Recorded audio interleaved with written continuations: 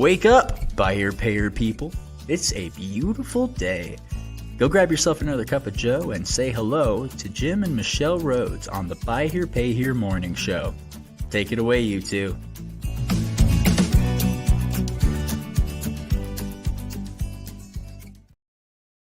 My goodness. And Good we're morning, live. everybody. Welcome. We're live and late.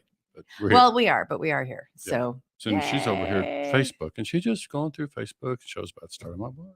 It's because I got notifications that we started. Oh, wow. So you and I had was to like, check that out. look, that's cool. Yeah. I wonder what that's about. Yeah. Happy Veterans Day.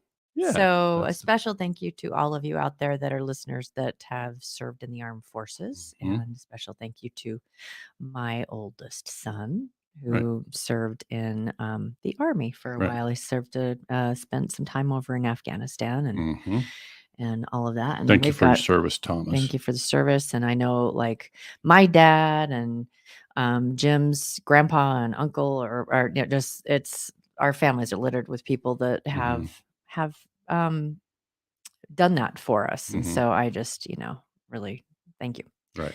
So Yeah. Shall we start? Any other? Next week, starting Monday, is the dealer forum. So You can still get there. now you can still get there. I'm Yep. sure that they will have tickets at the door that you can go ahead and Right. And we got some other things cooking, but nothing we can put on the calendar just yet. So we'll keep you posted. Yeah, absolutely. So happy Friday. Yep.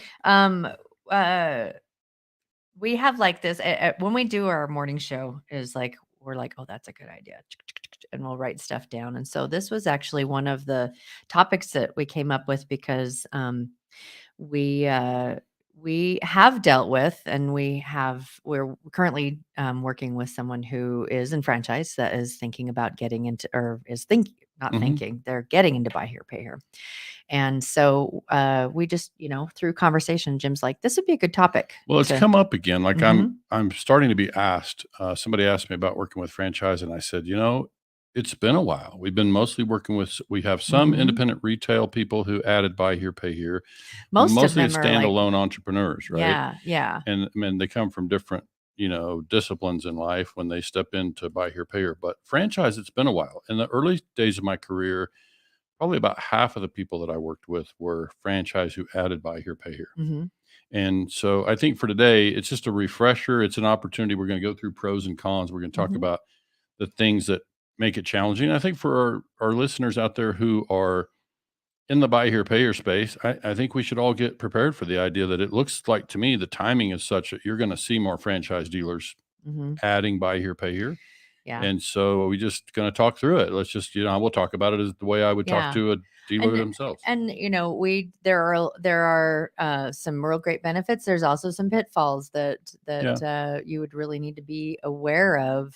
And we've got. When I started making the list of pros and cons for the broadcast, I came up with a long list of pros and advantages for the franchise dealer. So we'll talk through those first, and then you could almost stop with one of the big cons. Is kind of a lot of things wrapped into one, but it's like it's all kind of tied back to the same thing. So do you want to start with the pros? Let's start with the pros. Okay, we're going to start with the pros. We're going to start with number one, flow of unqualified applicants. Yeah. So think about a franchise dealer. They're running ads across a market. They're getting a certain flow of applications, and they're just having to turn folks down. Or, some folks disqualify themselves. One of the things that I didn't list specifically, that one of the things we've seen is if I'm a poor credit customer and I'm shopping in a market, I'm probably not approaching the franchise dealers because I don't expect to qualify.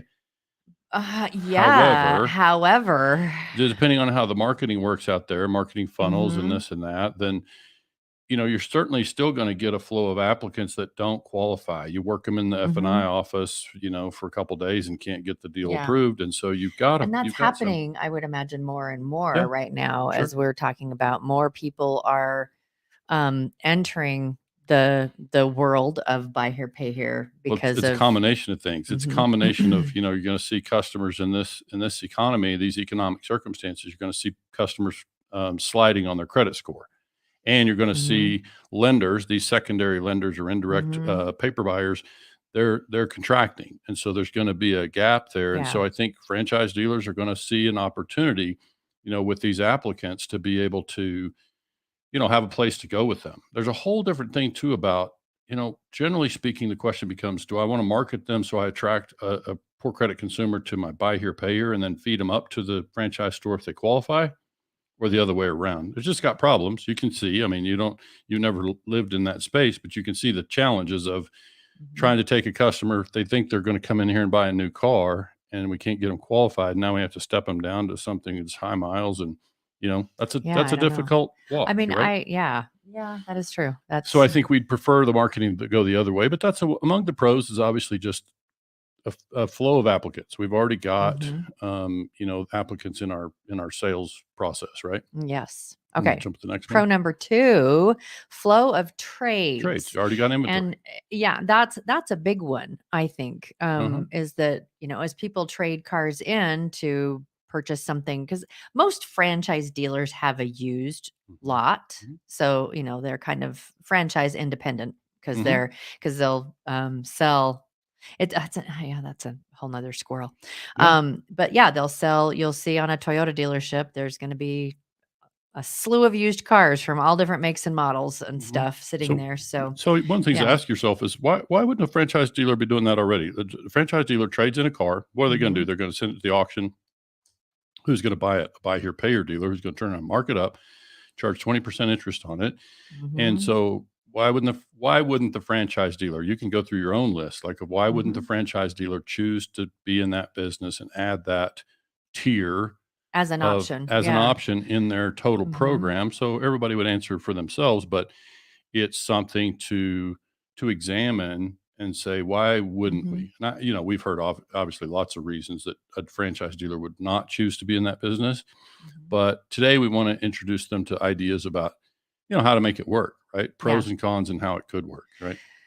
So this kind of flows into this, the little to no cost of acquisition. So it's the flow of trades, and it's just And kind it's of buying flows into cars. that. It's like, if I'm a used car manager at the auction buying cars, what does it cost the franchise operation for the dealer for the used car manager to be there? They're there already. So for them to buy whatever it is, another 10 cars a week or whatever the number is going to be, doesn't Mhm. cost much. They're already Mhm. there. So, they're already buying Well, for their used car franchise, department. they're a lot of times getting the new stuff, and then they supplement, don't they, with Well, the new stuff comes directly from the yeah. manufacturer. So they're there buying used cars and they're disposing of their own used cars. Like they're going to trade in Mhm. and they're going to be the auction representing their used cars that are going through the lane. And then they're acquiring, used cars for their own inventory. Most franchise dealers, well, I should say most, but the last information I had, a lot of dealers make more money in their used car department than they do in their franchise store. They make more Mhm. money on used cars than they do on new, right? So Even yeah, that just regular independent, not yeah. no, I'm saying the Yeah. franchise dealer even. They Yeah. make more money in their used car department Yeah. than their new car stores do. Their new car department does, Okay. from sale of new cars. So I'm just saying they're there dealing in used cars already. So it's just talking about acquiring a different profile of car. It doesn't cost Mhm. much more to be there and buy the cars anyway. So it's just like I said, it's another advantage that a franchise dealers have. They're there already. So it's just kind of an opportunity that way. Go ahead. Okay. Pro number 4, increased service Service business. business. So Most franchises have a service center yeah, I there. noticed the asterisk I put beside that because we could do a Mhm. whole separate podcast on that subject alone. Like this whole idea Mhm. of, do I run those cars through my own service department?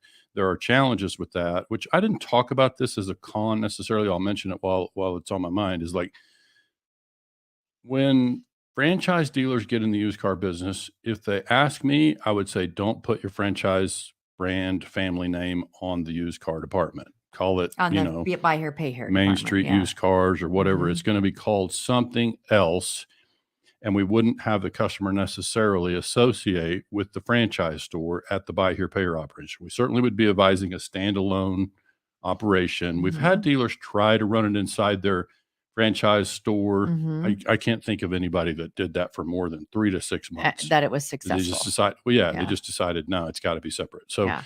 so it's kind of something we would recommend. Just be prepared to commit to additional real estate, and be prepared to go do that. So I'm just saying in that case, the service thing is a whole separate element, but you certainly could pick up certainly the reconditioning of the used cars that are coming in. Mhm. You could run those through the service Oh, yeah. department. So whole different conversation about whether it makes more sense to pay the labor rate. Most franchise dealers that we've worked with, they want that revenue in their own service department. So they're probably going to recondition their used cars there before they go out for sale. Absolutely. All Good right. morning, Lou. Yep.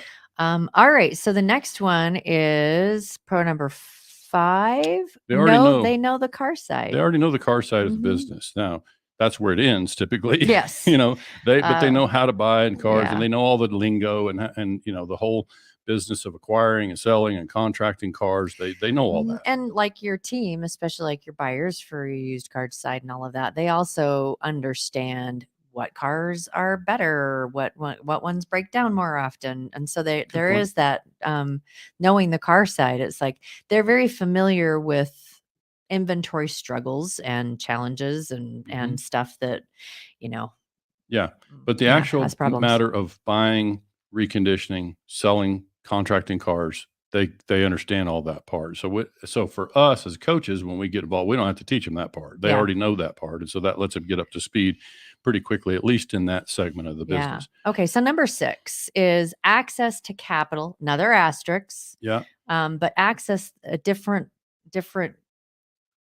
buckets. They typically, they typically have access to funding. The reason I put the asterisk is one of the things that happens is it depends on probably the franchise. And I don't have a lot of firsthand knowledge about this, but if you're a Ford dealer and I'm a, Nissan dealer, our requirements from the manufacturer might be different. You might have some restrictions on you can't do buy here, pay here, or you can't use money off of your financial statement in the new car store to go do this other venture, right?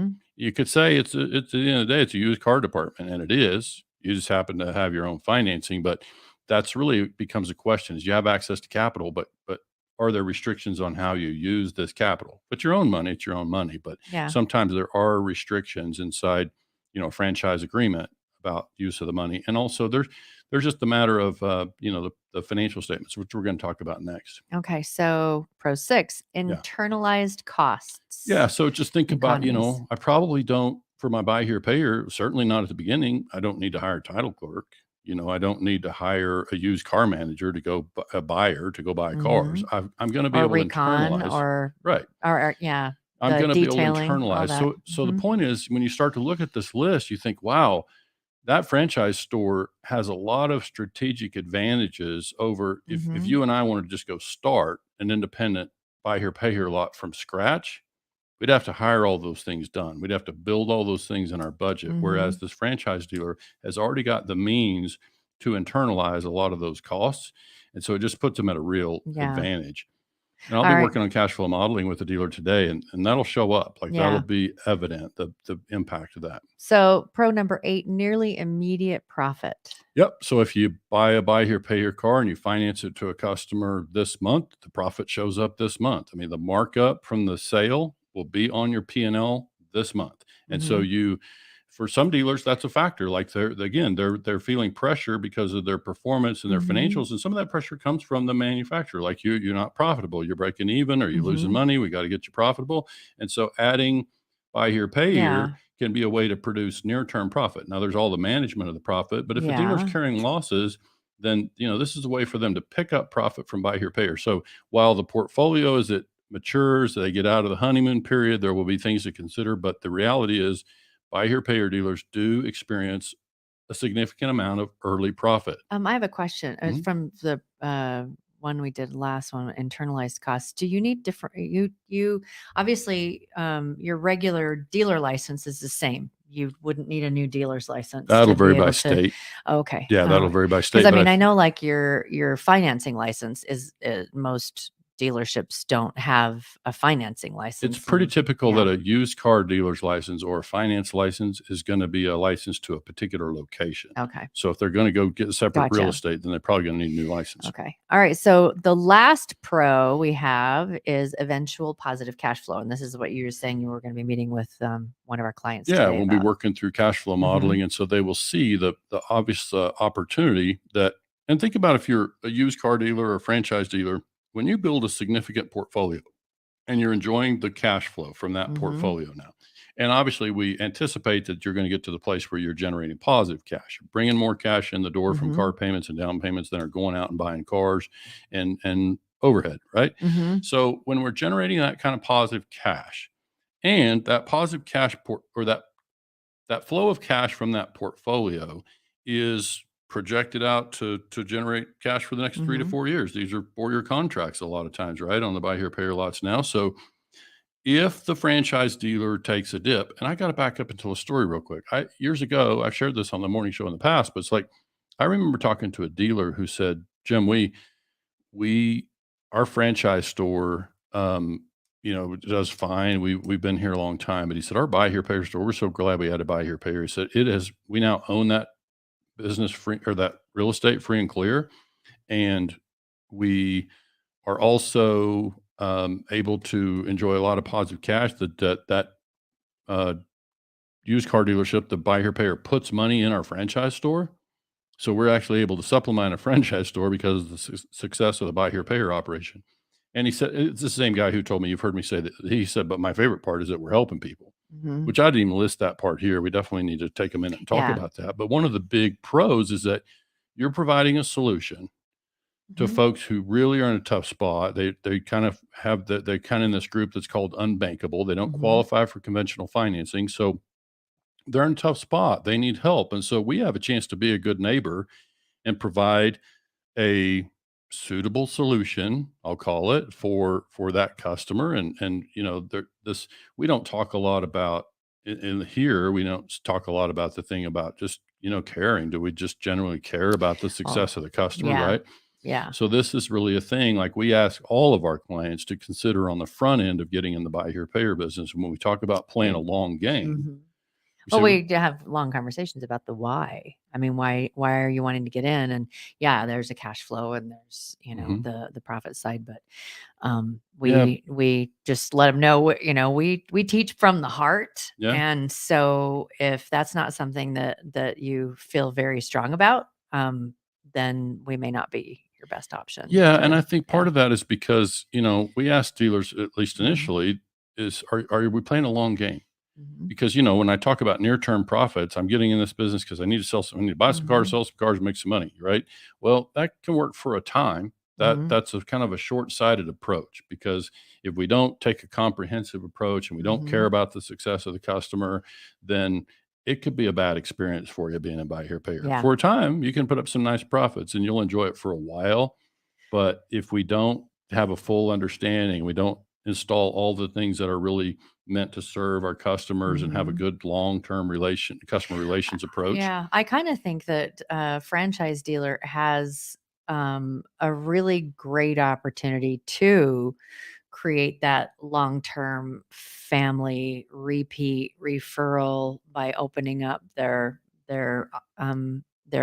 catalog of offerings. And it's just like, hey, if you've got a kid that has, you've been a loyal buyer from this dealership forever, mom and dad, and you've got a kid that's like really in dire needs, it's like we have an option for them too. Bring them on by, and then let's see what we can do to help them out. Yep. So, okay. All right. We probably left some stuff out, but let's go into the cons. Cons. And this is when we've worked with franchise or just regular independent dealers that want to get into buy here, pay here, this is probably one of the biggest things that it's like, and I've loved watching the light bulb go off where it's like, oh, this is different. Yeah. And it's like, it is very different. And so this paradigm shift that needs to take place, and that can be a con, because if you're approaching this business with the same. Yeah. And let's kind of cover this in some depth here, because I think, we have an opportunity. And this could be true if you're an independent franchise dealer. We've seen it. I think the things that Michelle's talked about, witnessing dealers, like they're coming out of independent retail. They got that business down. They're killing it in used car department.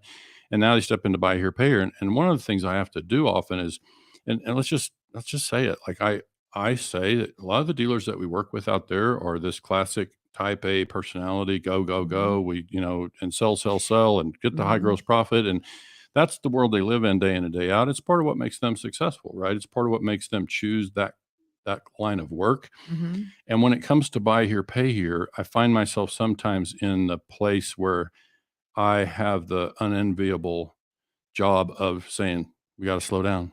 We got to slow down. This is not a business to move fast. I say, and buy here, pay Mm-hmm. here, you can race right off a cliff with the wrong mentality. So we got to slow Mm-hmm. down and recognize what's different. This is not the car Mm-hmm. business. This Yeah. is not the sales Yeah. business. This is not the gross profit business. We have to think long term. We have to really, can you sell cars? Sure. But if Mm-hmm. you don't collect them, it's just a disaster. Well, and it's this, buy, sell. You'll empty your bank account Mhm. in no time flat if Yeah. that's it, if you're not being smart And about how you're moving forward. that's why I said in the description of the broadcast, we meet dealers and you've talked to them. You folks who are listening to the broadcast, you've talked to a dealer who say, buy here, pay here, been there, done that, won't ever do it again. We got burned, Mhm. it's like that. I think I know without even hearing the story. I think I probably know what happened for them to arrive at that conclusion. Because if you kind of run into it, with the wrong mentality, then it can definitely be a Mhm. bad experience. I mean, it's just no other way to say it. You can Yeah. sell a lot of cars, you can have a lot of headaches, and ultimately, you could lose money in it for sure. But it's like the reality is, we know that it's possible to do that quite well. But that paradigm shift is about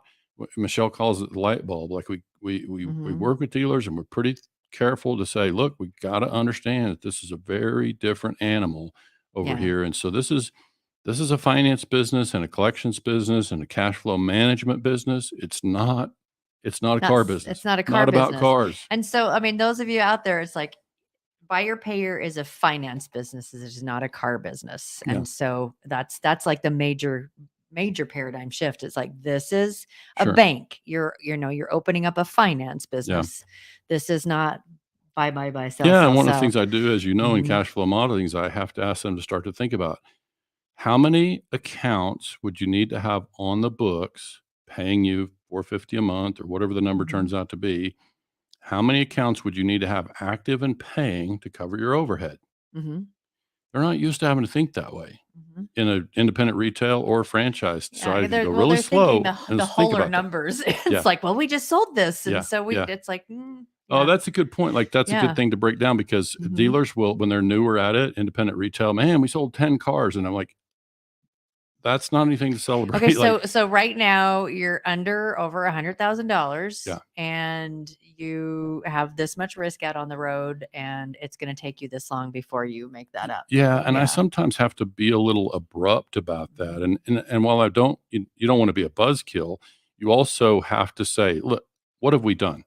We agreed to finance customers who have not shown to have much financial responsibility in the past. We've gone negative on cash. We've taken a lot of risk. What are we celebrating? Like, yes, of course, we have to have We're helping sales. people. Yeah, So we're helping yes, people, and that's beautiful. And if we've underwritten the but deal smartly, the work has just begun. it's just begun. And I think that this paradigm shift also has a lot to do with, when we talk to dealers, is that, well, I'm going to bring this up and we can talk about that and then talk about the other. But George Spat, it requires retraining of all the staff, especially sales staff. And of course, the compensation will be different. You can't pay a salesperson 5,000 gross the same as you do on a typical gross. Thank you, Well, George. That's absolutely right. And that's actually something I don't think we talked about, is about like the idea of separating. I'm not even sure, George, that I'd be advocating for retraining the staff. I'd probably be starting fresh. I A totally haven't different seen, staff that handles buy here, pay here. It's like, send them on over. Kind of thing. and I've trained the people Yeah. and I've been there. I'm just saying, as a rule, I'd say the success rate is pretty low getting people who are from new cars to Mhm. adapt. Now, you're looking at somebody who I was in Mhm. franchise business for a couple of years, sales and sales manager before I stepped into buy here, pay here. However, before that, I had another life, another Mhm. career of entrepreneurship. And so I had experience that served me well.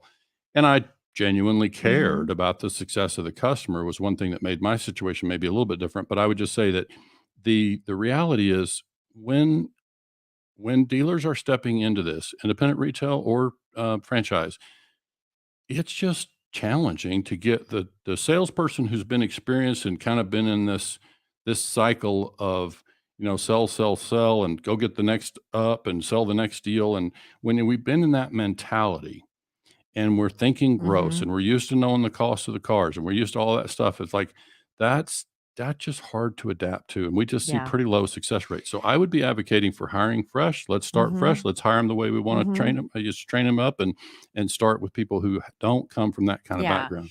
The other part that I wanted to mention is that, we in franchise and independent, it's like you want rock star salespeople, and it's not that you want salespeople that are not rock stars and buy your payer, but you want rock star collectors. Yeah. That's where you want because they're the ones that are dealing with the customers for the next 3 to 4 years. Sure.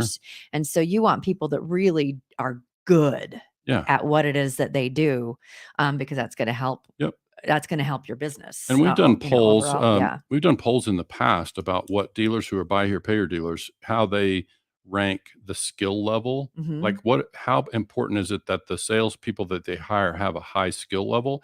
And those dealers confirm they're not looking for super high skills. You just got to have helpers. Yeah. People that can follow a pathway through things, Yeah. be friendly, and be helpers. And I like them to have enough And- maturity / Yeah. life experience to be comfortable dealing with a difficult customer or whatever. But that's about it. The most of the Mhm. rest of that we can teach them, everything that they need to do. Yeah. But you're right. It's, we talk about customer advocacy. Like that's something that we would like to see the salesperson Mhm. be closer to a sales advocate than a salesperson, Mhm. and so, or maybe not even a customer advocate, not a sales advocate. Like Yeah. they're basically advocating through the customer and assisting them through an application process. Yeah. And so that's kind of a whole different animal. So right? like in this paradigm shift learning curve, we covered a lot of different, Yeah, team, all of that kind of stuff. So let's move on to the next one. The con 2 is real estate. Yeah. Again, we're Mhm. suggesting separate locations. Yeah. So if you have the location already, fine. But why would you suggest a separate location and not doing it on the same location? There's several things. We Mhm. have to separate the inventory for one thing. Is this kind of the first thing that comes to mind? It's like when the customer is at the same lot, then they say, I don't understand. Why can't you provide me Why can't you do financing on this one? that crew cab 4-wheel drive over there, Mhm. And so it's just a hard thing to navigate. And so you need some degree of separation.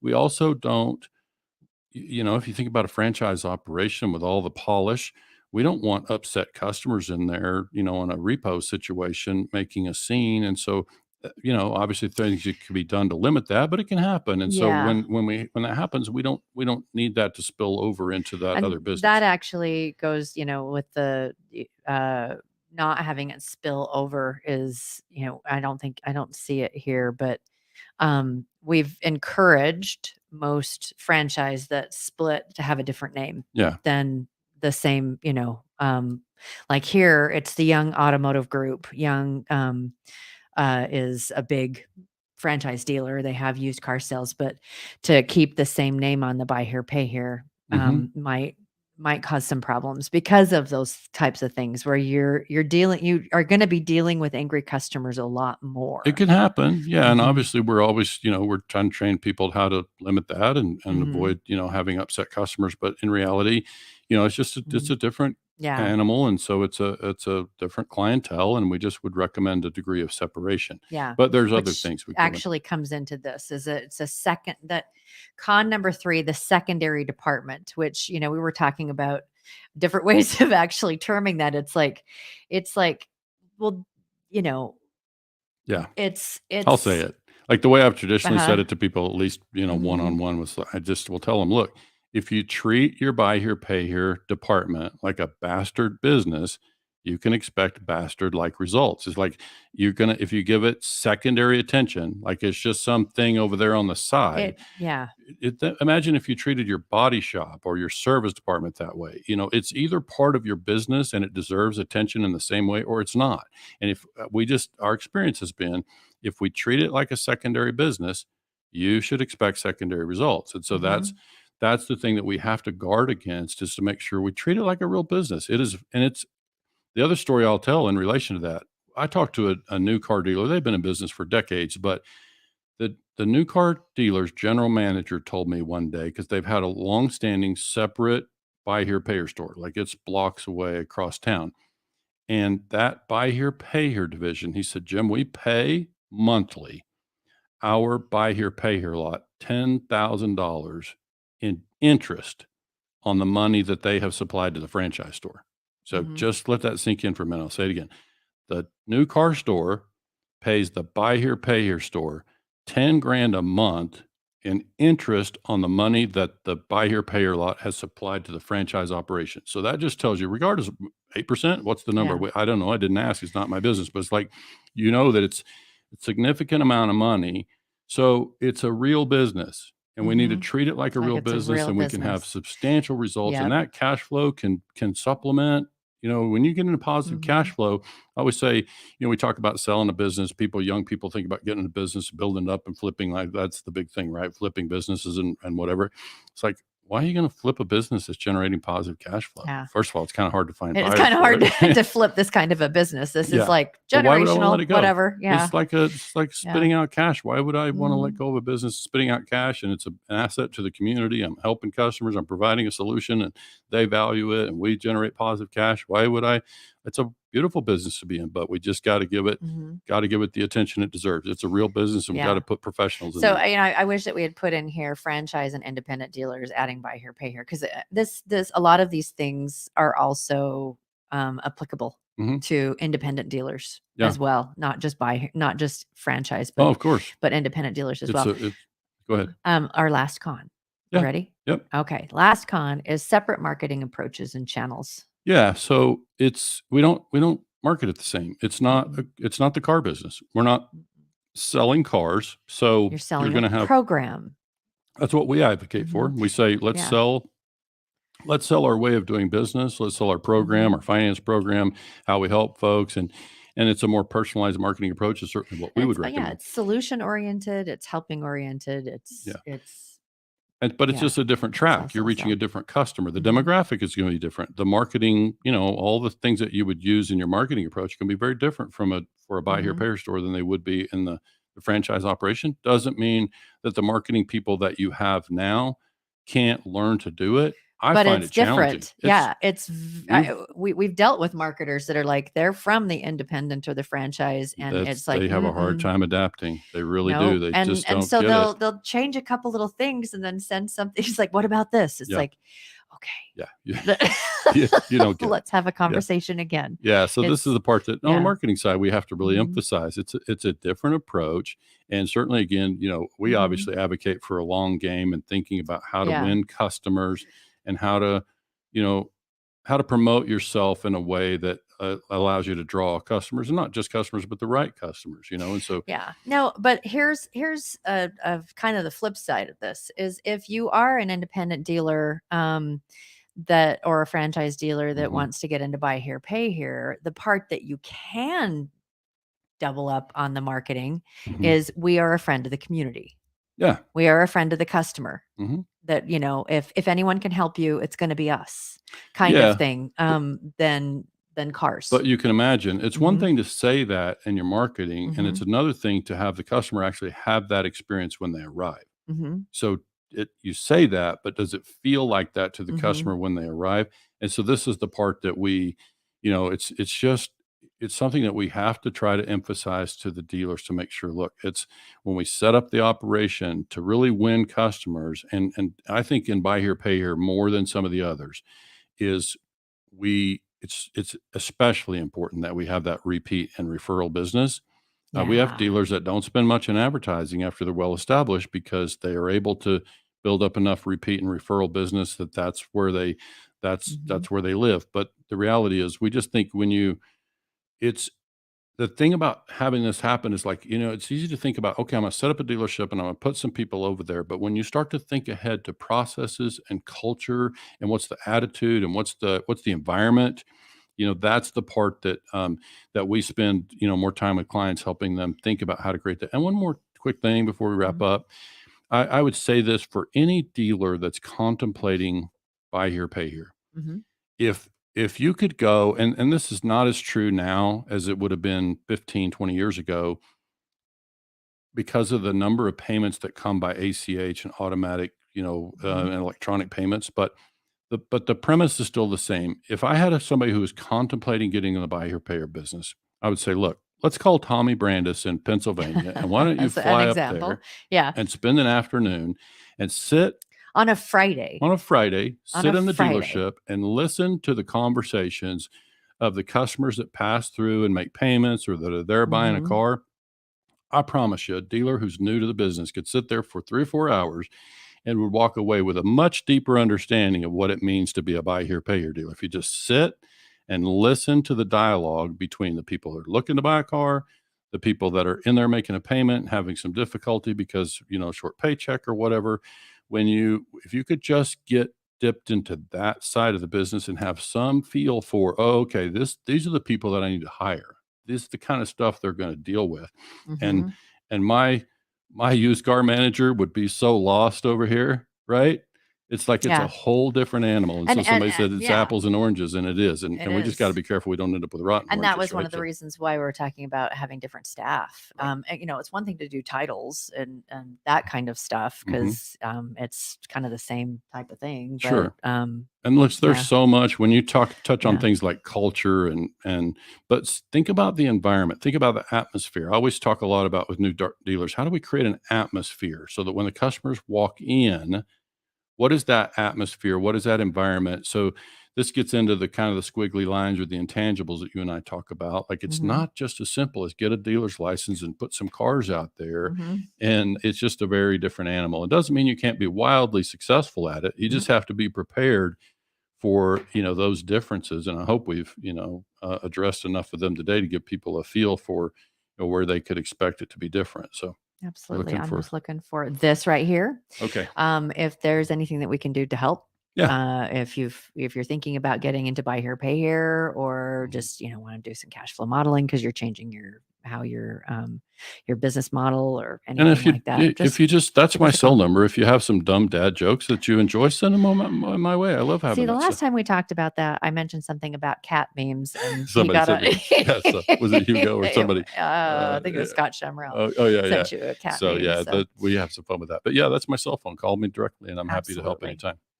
Hey, Yes. everybody. It's Friday. Is it? Yeah, it is. Wow. All right. Okay. I'm headed means- up to Twin Falls with my younger brother, Jim. If he's posting pictures about what he's eating, it'll probably be corn dogs or Corn leftovers. dogs, wedding cake. So I'm going to spend I'm gonna some get good by on wedding quality cake. sibling time this Yeah, weekend. I'll I be- hope you all have a great weekend. And we will see you on Monday again. Thank you to all those that have served our country. We appreciate you. Yep, thanks.